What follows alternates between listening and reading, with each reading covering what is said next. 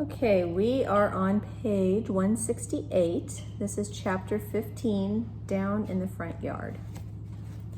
Jack had found a huge white painted wicker chair in the back of the equipment shed 2 weeks ago and had dragged it around the porch over Wendy's objections that it was really the ugliest thing she had ever seen in her whole life.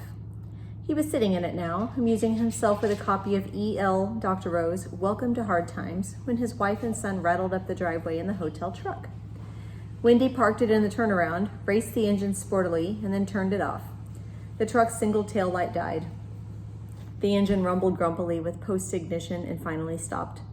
Jack got out of his chair and ambled down to meet them. "Hi, Dad," Danny called and raced up the hill. He had a box in one hand. "Look what Mommy bought me." Jack picked his son up, swung him around twice, and kissed him heartily on the mouth. "Jack Torrance, the Eugene O'Neill of his generation, the American Shakespeare," Wendy said, smiling. "Fancy meeting you here so far up in the mountains." "The common ruck became too much for me, dear lady," he said, and slipped his arms around her. They kissed. "How was your trip?" "Very good. Danny complains that I keep jerking him, but I didn't stall the truck once, and, oh, Jack, you finished it." She was looking at the roof, and Danny followed her gaze. A faint frown touched his face as he looked at the wide swatch of fresh shingles atop the Overlook's west wing, a lighter green than the rest of the roof. Then he looked down at the box in his hand, and his face cleared again. At night, the pictures Tony had showed him came back to haunt him in all their original clarity, but in sunny daylight they were easier to disregard. "Look, Daddy, look!" Jack took the box from his son. It was a model car, one of the Big Daddy Roth caricatures that Danny had expressed an admiration for in the past. This one was the Violent Violet Volkswagen, and the picture on the box showed a huge purple VW with long 59 Cadillac Coupe de Ville taillights burning up a dirt track. The VW had a sunroof, and poking up through it, clawed hands on the wheel down below, was a gigantic, warty monster with popping bloodshot eyes, a maniacal grin, and a gigantic English racing cap turned around backward. Wendy was smiling at him, and Jack winked at her. "That's what I like about you, Doc," Jack said, handing the box back. "Your taste runs to the quiet, the somber, the introspective. You are definitely the child of my loins." "Mommy said you'd help me put it together as soon as I could read all of the first Dick and Jane." "That ought to be by the end of the week," Jack said. "What else have you got in that fine-looking truck, ma'am?" "Uh-huh." She grabbed his arm and pulled him back. "Oh, no peeking. Some of that stuff is for you. Danny and I will take it in. You can get the milk. It's on the floor of the cab." "That's all I am to you?" Jack cried, clapping a hand to his forehead. "Just a dray horse, a common beast of the field. Dray here, dray there, dray everywhere. Just dray that milk right into the kitchen, mister." "It's too much," he cried, and threw himself on the ground while Danny stood over him and giggled. "Get up, you ox," Wendy said, and prodded him with the toe of her sneaker. "See," he said to Danny, "she called me an ox. You're a witness." "Witness, witness," Danny concurred gleefully, and broad jumped his prone father. Jack sat up. "That reminds me, Chumley, I've got something for you too. Over on the porch by my ashtray." "What is it?" "Forgot. Go and see." Jack got up, and the two of them stood together, watching Danny charge up the lawn and then take the steps to the porch 2 by 2. He put an arm around Wendy's waist. "You happy, babe?" She looked up at him solemnly. "This is the happiest I've ever been since we were married." "Is that the truth?" "God's honest." He squeezed her tightly. "I love you." She squeezed him back, touched. Those had never been cheap words with Jack Torrance. She could count the number of times he had said them to her, both before and after marriage, on both her hands. "I love you too." "Mommy, Mommy!" Danny was on the porch now, shrill and excited. "Come and see! Wow, it's neat!"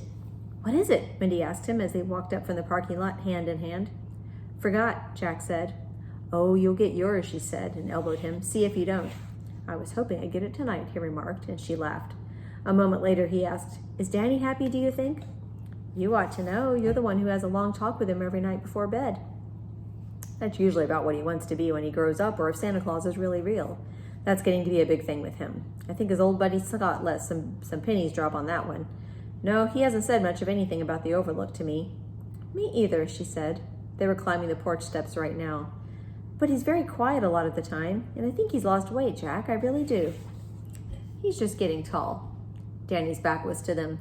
He was examining something on the table by Jack's chair, but Wendy couldn't see what it was. "He's not eating as well either. He used to be the original steam shovel. Remember last year?" "They taper off," he said vaguely. "I think I read that in Spock. He'll be using 2 forks again by the time he's 7. They had stopped on the top step. He's pushing awfully hard on those readers too, she said. I know he wants to learn how to please us, to please you, she added reluctantly. To please himself most of all, Jack said. I haven't been pushing him hard on that at all. In fact, I do wish he wouldn't go quite so hard. Would you think I was foolish if I made an appointment for him to have a physical? There's a GP in Sidewinder, a young man from what the checker in the market said. You're a little nervous about the snow coming, aren't you? She shrugged. I suppose, if you think it's foolish. I don't. In fact, you can make appointments for all three of us. We'll get our clean bills of health and then we can sleep easy at night. I'll make the appointments this afternoon, she said. Mom, look, Mommy! He came running to her with a large gray thing in his hands, and for one comic, horrible moment, Wendy thought it was a brain. She saw what it really was and recoiled instinctively. Jack put an arm around her. It's all right. The tenants who didn't fly away have been shaken out. I used the bug bomb. She looked at the large wasp's nest her son was holding, but would not touch it. Are you sure it's safe? Positive. I had one in my room when I was a kid. My dad gave it to me. Want to put it up in your room, Danny? Yeah, right now. He turned around and raced through the double doors. They could hear his muffled running feet on the main stairs. There were wasps up there, she said. Did you get stung? Where's my purple heart? He asked and displayed his finger. The swelling had already begun to go down, but she oohed over it satisfyingly and gave a small, gentle kiss. Did you pull the stinger out?